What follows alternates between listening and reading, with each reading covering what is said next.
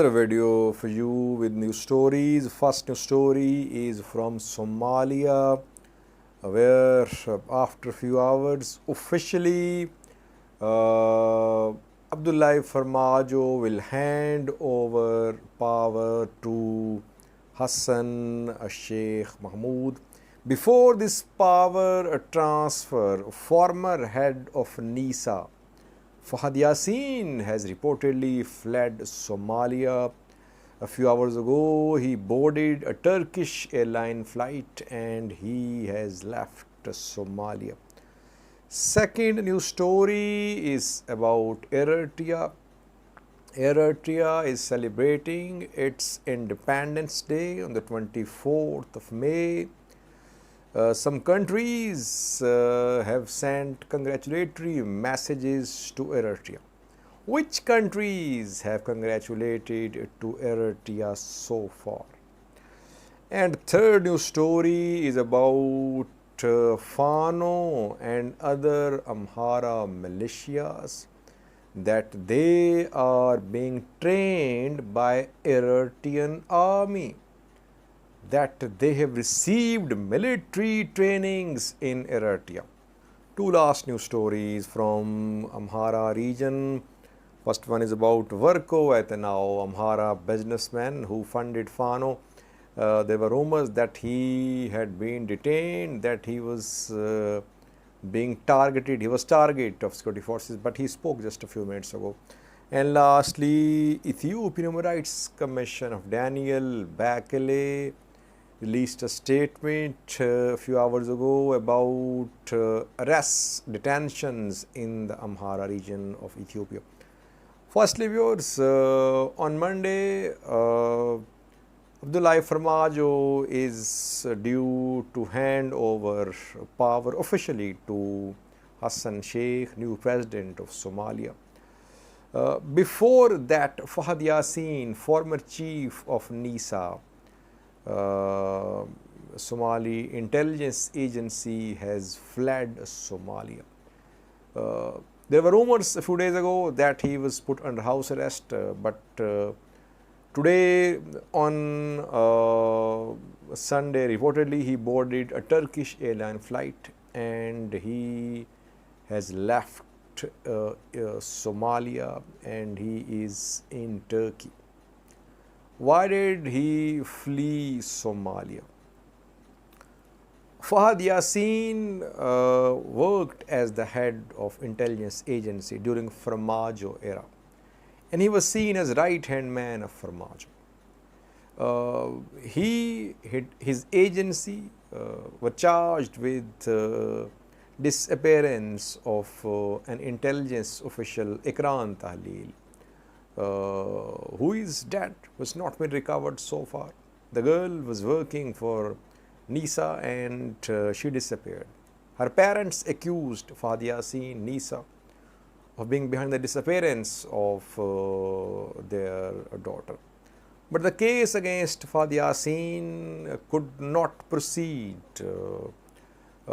PM Roble tried to take up this issue, but since Farmajo was backing Fahad Yasin, so Ikran Tahlil disappearance case could not proceed. Secondly, some news sources reported that NISA was involved in sending Somalia's recruits to Eritrea for military training, and later the recruits were deployed by Eritrean military to fight in Tigray against Tigray Defense Force. NISA denied, Somalia's government denied all these reports, but these reports were shared by some UN officials as well. And now when Hassan Sheikh is due to take office on Monday, after that we could see start of new investigations. So before that, Fahad Yasin has fled Somalia. It seems that he has been allowed to leave Somalia. Of course, Hassan Sheikh is the president. So if before handing over of power ceremony, Fahad Yasin is fleeing Somalia. It means that Hassan Sheikh is on board and he's allowed Fahad Yasin to flee Somalia. Second news story is about Amhara Eritrea alliance. Today, an Ethiopian journalist shared something about this alliance. Zakaria Zalalam spoke. And he says that since August 2021, thousands of Amhara militia members have traveled to Eritrea. Thousands. Why did they go there? They went there to receive military training. Eritrean army trained these thousands of Amhara militia. Secondly, he claimed that this program of military training, it was without the approval of federal government, without the approval of Prime Minister of Ethiopia, Abiy Ahmed. Now, we do know that Eritrean military has been training Amhara Special Force. Amhara region in some graduation ceremonies of its special forces showed some Eritrean trainers. So it's not something new. But Zakaria is claiming that thousands of militia members, Fano members, they have been trained, and hundreds of them could be undergoing trainings now by Eritrea. Perhaps that is why that this operation has been launched against Fano, against militias in the Amhara region, because Eritrea-Amhara alliance was becoming a threat to the federal government. That could be one of the reasons. And perhaps that's why some analysts close to PM Abiy are lashing out at Eritrea. They are warning Eritrean president from interfering in Ethiopian internal matters. It means that federal government is against Amhara-Eritrea alliance.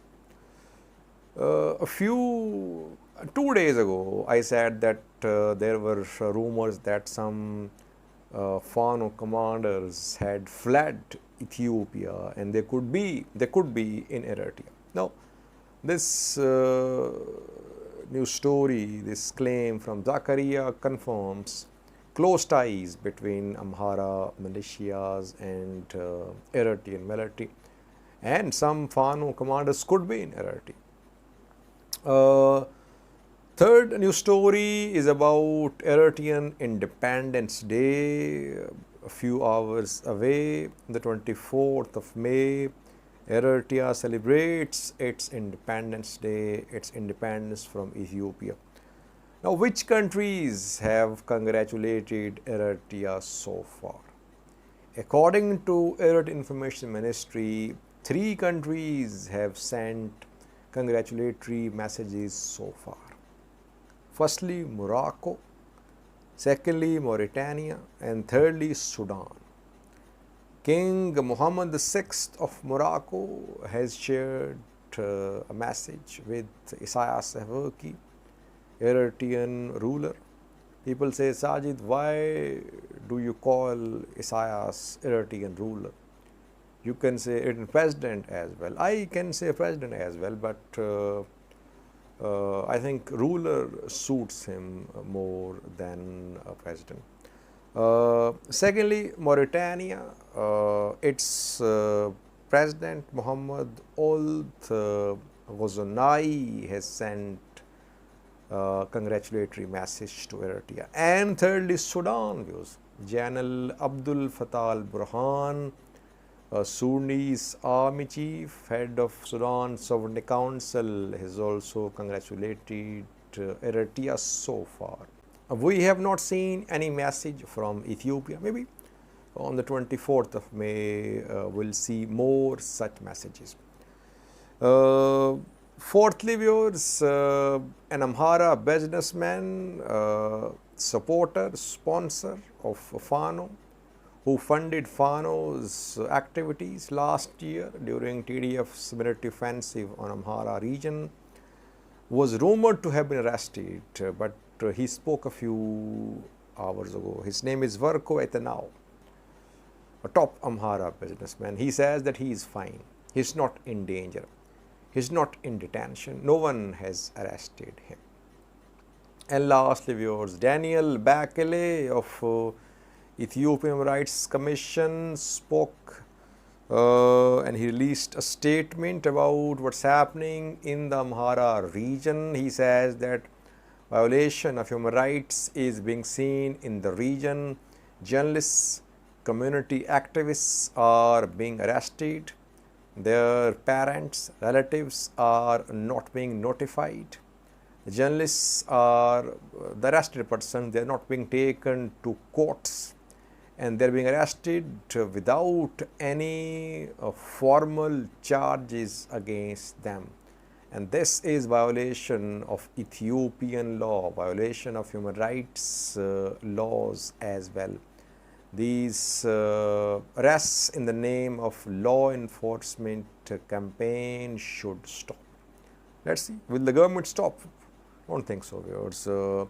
Not only are people being arrested, they're dying as well. In Vuldia, 2 Fano fighters died. They were killed. In Mota as well, unknown number of persons were killed and injured. If Human Rights Commission of Ethiopia is concerned about the situation in Amhara region, it should start investigation into what happened in Vuldia and Mota. Just issuing of statements does not mean anything. Thank you for watching.